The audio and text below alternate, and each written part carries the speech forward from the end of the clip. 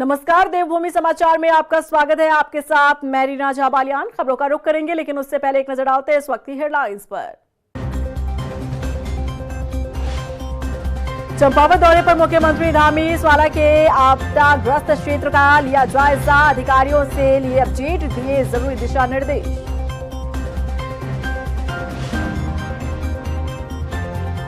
हल्द्वानी स्थित नारी निकेतन पहुंचे कैबिनेट मंत्री रेखा आर्य, निर्माणाधीन बिल्डिंग के निर्माण कार्यों को परखा, कहा महिलाओं को बेहतर सुविधा देने के लिए सरकार प्रतिबद्ध।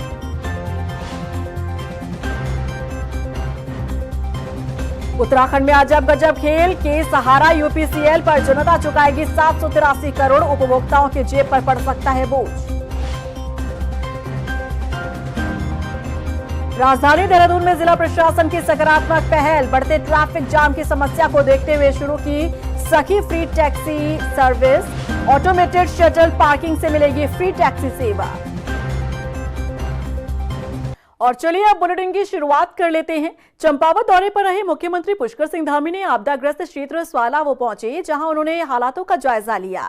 बता दें कि इस दौरान जिलाधिकारी मनीष कुमार ने उन्हें क्षेत्र की स्थिति से रूबरू करवाया। इस मौके पर सीएम धामी ने कहा कि स्वाला क्षेत्र में 2026 तक सभी व्यवस्थाओं को दुरुस्त कर लिया जाएगा।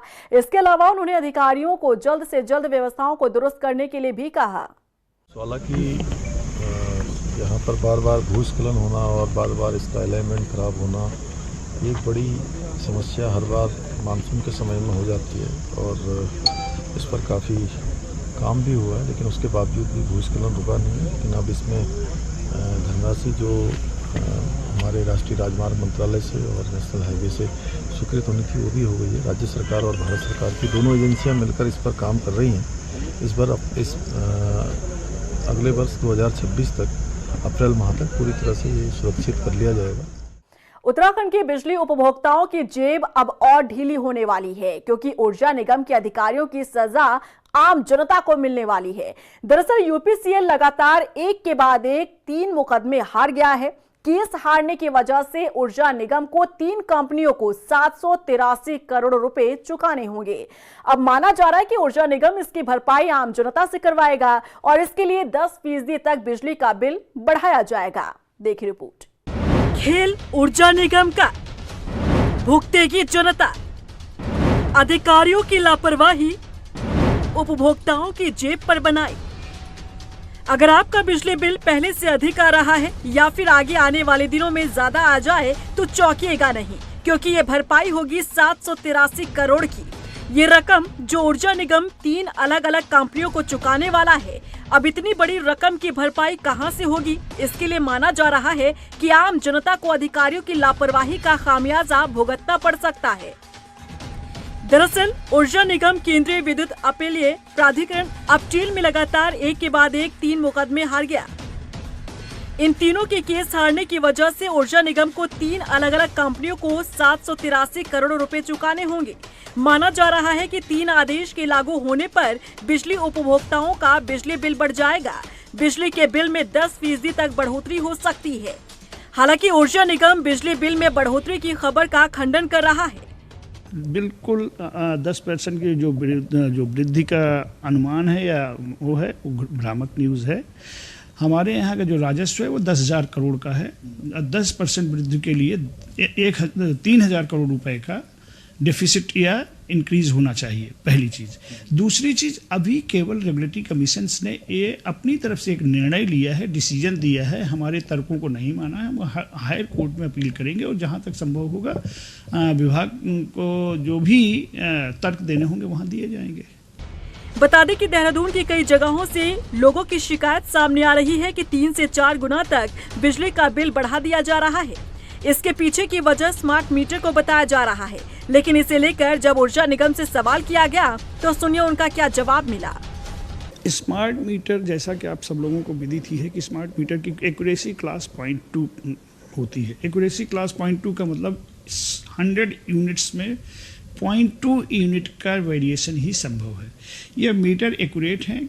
किसी मीटर में जो बहुत पुराने मीटर हो गए हैं, उनमें अगर जब जो रीडिंग ली जा रही होती तो हेजी रीडिंग होने की वजह से कहीं रीडिंग लेते समय या फीडिंग करते समय मिस्टेक कर्मचारियों या मीटर लगाने वालों से हो जा रही, उसको युद्ध स्तर पर जैसे ही बिल ठीक आता है तो बिल को रोक लिया जाता है करेक्शन करने के लिए, या फिर अगर किसी की उपभोक्ता की इस तरह की प्रॉब्लम आती है तो उसको युद्ध स्तर पर ठीक कराने के लिए आदेश कर दिए गए हैं। वैसे जो ओवरऑल जो इस तरह की शिकायत है वो 0.001% के करीब, यानी 1000 में एक के करीब केस हैं। 30 हम लोगों ने 3 लाख मीटर लगा दिए हैं करीब, उनमें से ज़्यादा ऐसे 100-125 होंगे और जिनको भी ठीक कर दिया गया सब।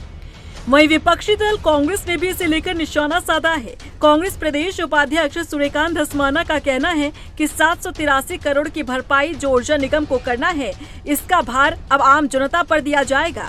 देखिए, 3 कंपनियों के जो केस ऊर्जा निगम हारा है, गामा, हिम ऊर्जा और ग्रीनको, 700 करोड़ से ज़्यादा, 750 करोड़ के लगभग देनदारियां ऊर्जा निगम के ऊपर आ गई हैं।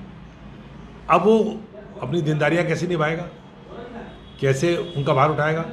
राज्य का उपभोक्ता इस लड़ाई में सबसे ज़्यादा पिसेगा। 10% तक टैरिफ बढ़ाने का प्रस्ताव है। 3 कंपनियों में गैस पावर सप्लाई करने वाली गामा कंपनी, जिसने अपने प्लांट गठन के दौरान का खर्च का सही आंकलन बिजली दरों पर न करने पर विद्युत नियामक आयोग में केस दायर किया। वहीं हिम ऊर्जा कंपनी के हाइड्रो पावर प्लांट को 2013 और 16 की आपदा में नुकसान पहुंचा था। कंपनी ने क्षमता उपयोगिता CO फैक्टर में आए अंतर की भरपाई की मांग की। वहीं तीसरी कंपनी ग्रीनको बुधेल कंपनी के जुड़े केस में UPCL को 233 करोड़ का भुगतान करना है।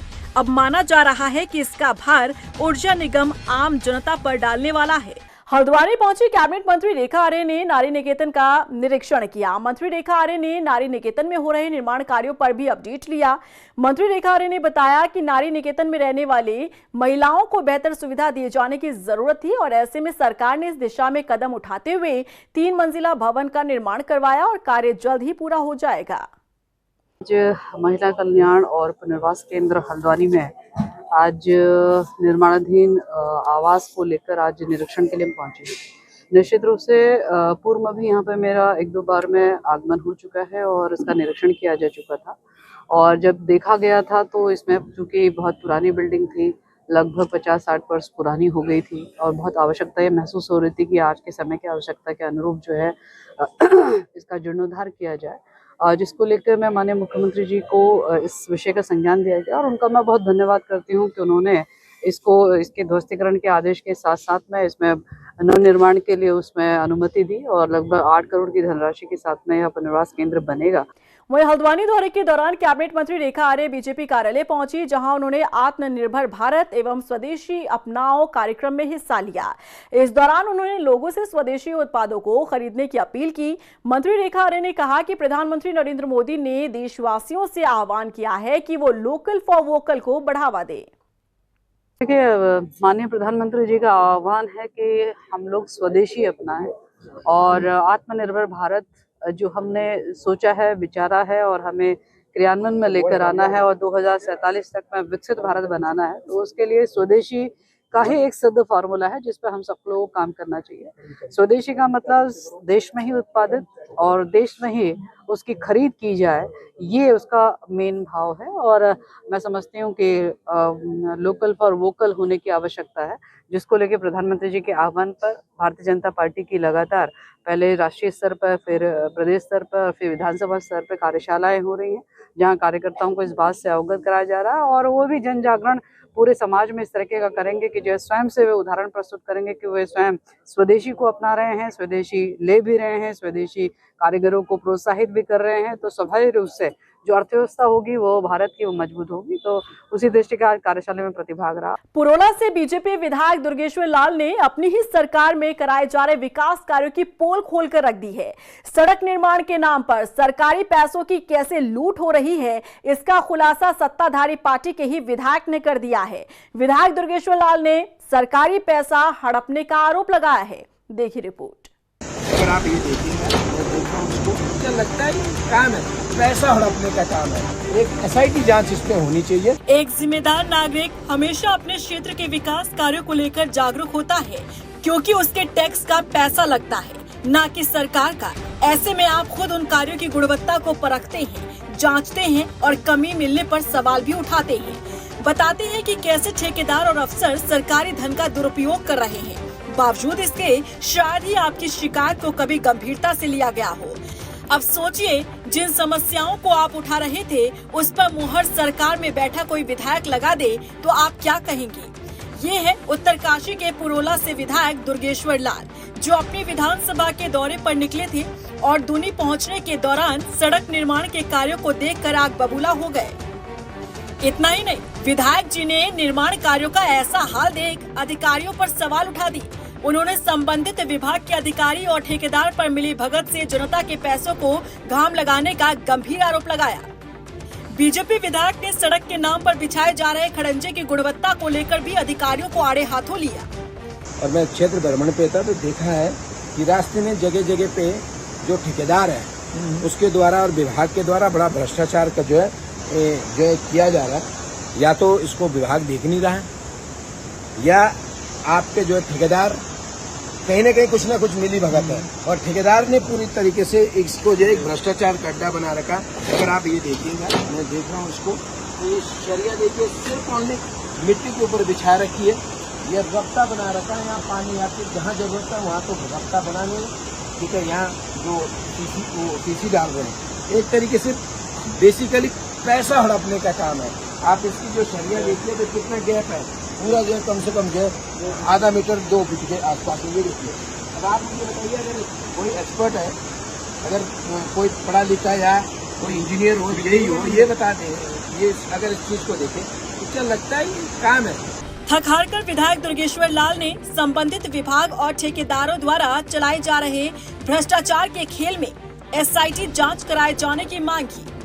केंद्र सरकार और भारत सरकार हमारी जो है प्रधानमंत्री सड़क योजना के तहत इतना पैसा आ रहा है और उसको सिर्फ पल्ले हड़पने का काम किया जा रहा है।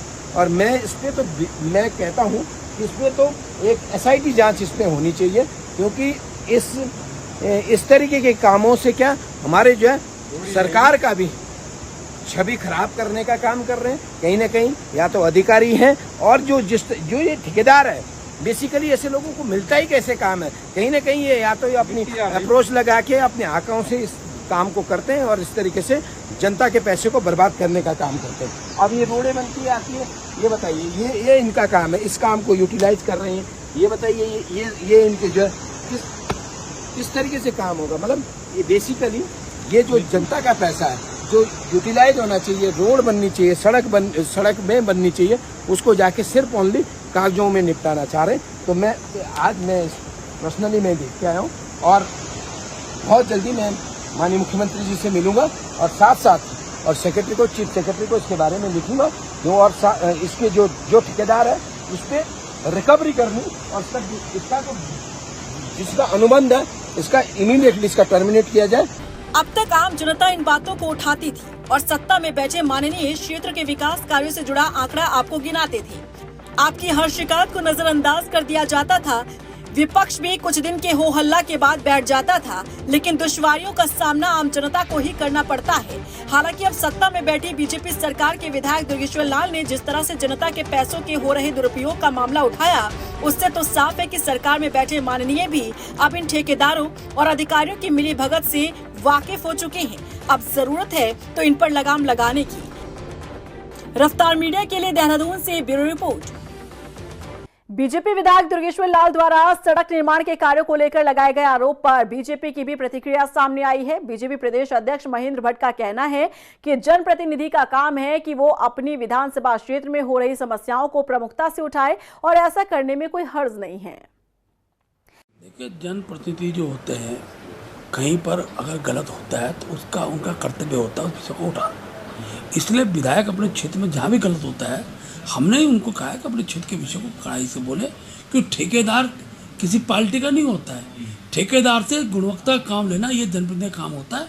इस आधार पर हमारे विधायक ने ये बात कही है तो हम इसको मानते हैं, कड़ाई के साथ ठेकेदार से से काम लेना चाहिए, गुणवत्ता के आधार पर काम लेना चाहिए और गुणवत्ता बनी रहे। इसके लिए सरकार द्वारा व्यक्तिगत रूप से ठेकेदार दंडित भी किया गया है। अनेकों ऐसे समय आए हैं तो विधायक किसी बात को बोलता है तो वो अच्छी गुणवत्ता की सड़क के लिए उन्होंने कहा है, जो कि उचित है। राजधानी देहरादून में उत्तराखंड कांग्रेस ने निर्वाचन आयोग के कार्यालय का घेराव किया और इस दौरान कांग्रेसियों ने वोट चोर गद्दी छोड़ का नारा लगाया और निर्वाचन आयोग के कामकाज पर सवाल उठाए। इस मौके पर कांग्रेस प्रदेश उपाध्यक्ष सूर्यकांत धस्माना ने कहा कि उत्तराखंड पहला राज्य है जहां वोट चोरी साबित हुई है और कोर्ट ने 2 लाख का अर्थदंड राज्य निर्वाचन आयोग पर लगाया है। ऐसे में राज्य निर्वाचन आयुक्त को अब अपने पद से इस्तीफा देना चाहिए। बता दें कि कांग्रेसियों ने सरकार को चेताते हुए कहा कि अगर उनकी मांग को पूरा नहीं किया गया तो खुद निर्वाचन आयुक्त को दफ्तर में नहीं घुसने देंगे। सुप्रीम कोर्ट ने बाकायदा 2 लाख रुपए का अर्थदंड लगाया है, इसलिए आप वोट चोर साबित हुए हैं। आप राज्य निर्वाचन आयुक्त को कहिए कि वो इस्तीफा दे। राज्य की सरकार से हमारी मांग है कि उनको बर्खास्त करें। पूरे प्रदेश के अंदर और पूरे देश के अंदर उत्तराखंड की जो वोट चोरी है वो साबित हुई है, इसलिए कांग्रेस पार्टी ने आज ये प्रदर्शन किया है। और ये प्रदर्शन केवल एक दिन का नहीं है, हम कह करके आ गए हैं। आज हम प्रेस को बता के, पुलिस को बता के, प्रशासन को बता करके घेराव करने गए थे। अब क्योंकि चोरी साबित हो रखी है, कुर्सी में बैठने का अधिकार उनका नहीं है। हम किसी भी दिन पहुंचेंगे और कुर्सी से उनको उठा करके बाहर करेंगे।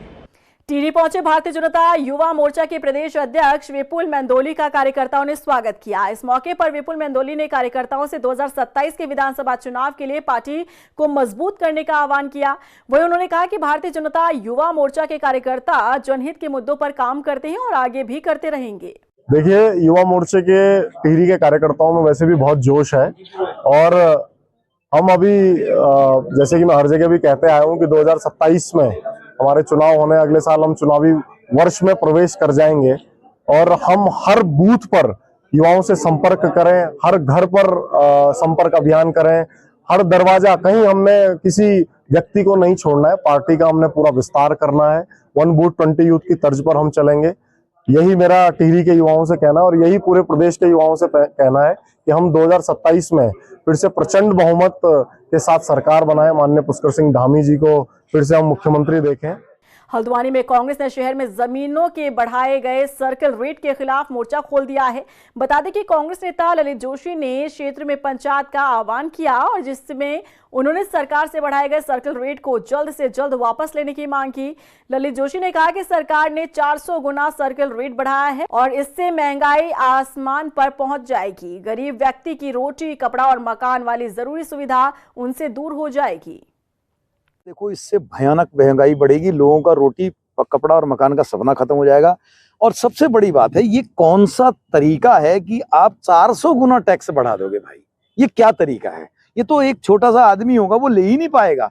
जो अपनी इनकम टैक्स 5 लाख भरता है, कोई भी आदमी, बच्चा होगा तो मैं नहीं कह सकता, कोई आदमी कोई बता दे मुझे, एक बिल्कुल कोने से कोने पर भी चले जाए, वो यहाँ पर जो है मकान अपना अगर बनाएगा तो 15-20 लाख रुपए से नीचे का जो है वो खरीद ही नहीं सकता आज के दिन में हल्द्वानी में। अब उसकी सरकारी कीमत अगर आप जो 1 लाख थी उसको तुम 8 लाख कर दोगे और टैक्स देता है वो 5 लाख का, तो 8 लाख का प्लॉट कैसे खरीदेगा? ये बेतुका सा है, ये निर्णय बेतुका सा है। इससे बहुत लोग प्रभावित होंगे, इससे रोजगार प्रभावित होगा। राजधानी देहरादून में जिला प्रशासन ने एक सकारात्मक पहल शुरू की है, जिसमें देहरादून में बढ़ते जाम की समस्या को देखते हुए सखी फ्री टैक्सी सर्विस शुरू की गई। यह सर्विस देहरादून के परेड ग्राउंड में ऑटोमेटेड पार्किंग से शुरू की गई है और इसे लेकर जिलाधिकारी सविन बंसल ने बताया कि देहरादून में लगातार बढ़ते ट्रैफिक जाम को देखते हुए इस सेवा को शुरू किया गया ताकि जो लोग बाजार में खरीदारी करने आते हैं वो ऑटोमेटेड शटल पार्किंग में अपना वाहन खड़ा करके सखी फ्री टैक्सी सर्विस से अपने गंतव्य स्थान जा सकेंगे। जैसा कि आप देख रहे हैं कि हमारे देहरादून कोर सिटी में पार्किंग सुविधाएं की समस्या थी, तो इन पार्किंग्स को यदि हम to their fullest potential use करेंगे तो बहुत हद तक हमारे ट्रैफिक जाम से निजात मिलेगा और कम्यूटर्स को सुविधा प्रदत्त होगी। अब क्योंकि लोगों को हमको प्रेरित भी करना है कि इन पार्किंग्स को यूज़ करें। इनका शुल्क तो नॉमिनली है, जो हमारी एग्जिस्टिंग पार्किंग्स है उनसे भी कम है, तो उसके लिए हमको एक शटल सर्विस चलानी थी। जो व्यक्ति भी, जो फैमिली भी यहाँ पे अपनी गाड़ी पार्क करेगी उसको हमारी फ्री शटल सर्विस जहाँ भी वो जाना चाहते हैं निर्धारित स्थान पे उसको फ्री ऑफ कॉस्ट छोड़ के आएगी और फिर लेकर भी इसी स्थान पर आएगी। अभी प्रथम चरण में हमने 2 वाहन से शुरुआत की है और आने वाले माह तक, हमारे नवंबर माह तक ये जो शटल सर्विस हैं ये बढ़कर 8 हो जाएंगी। देहरादून रुड़की मार्ग पर दर्दनाक सड़क हादसे में 2 स्कूली छात्रों की मौत हो गई, जबकि एक घायल बताया जा रहा है। जानकारी के मुताबिक इन छात्रों की बाइक तेज रफ्तार में प्राइवेट बस की चपेट में आ गई, जिससे मौके पर ही 2 छात्रों ने दम तोड़ दिया, जबकि एक को हायर सेंटर रेफर किया गया है। इस घटना के बाद से ग्रामीणों में आक्रोश है। हादसे से जुड़ा सीसीटीवी वीडियो भी वायरल हो रहा है और उधर पुलिस ने चालक के खिलाफ कानूनी कार्रवाई शुरू कर दी है। रोड ट्रैफिक एक्सीडेंट के बाद आए हैं, जिसमें से एक तो ब्रॉड डेड कंडीशन में आया है, एक को हम बचाने की पूरी कोशिश कर रहे हैं, उसको सीपीआर दे रहे हैं, जो भी यहाँ पे ट्रीटमेंट मिल सकती है। तीसरा बच्चा है सोनी नाम का, उसके एक पैर में फ्रैक्चर है, जॉ में फ्रैक्चर है, जिसके लिए यहाँ पे प्राइमरी ट्रीटमेंट दे दिया गया है और आगे के लिए उसको रेफर किया गया है ताकि तुरंत से तुरंत उसको इलाज मिल सके। और इसी के साथ फिलहाल इस बुलेटिन में बस इतना ही, लेकिन चलते चलते एक नजर डालते हैं इस वक्त की हेडलाइंस पर। चंपावत दौरे पर मुख्यमंत्री धामी स्वाला के आपदाग्रस्त क्षेत्र का लिया जायजा, अधिकारियों से लिए अपडेट, दिए जरूरी दिशा निर्देश।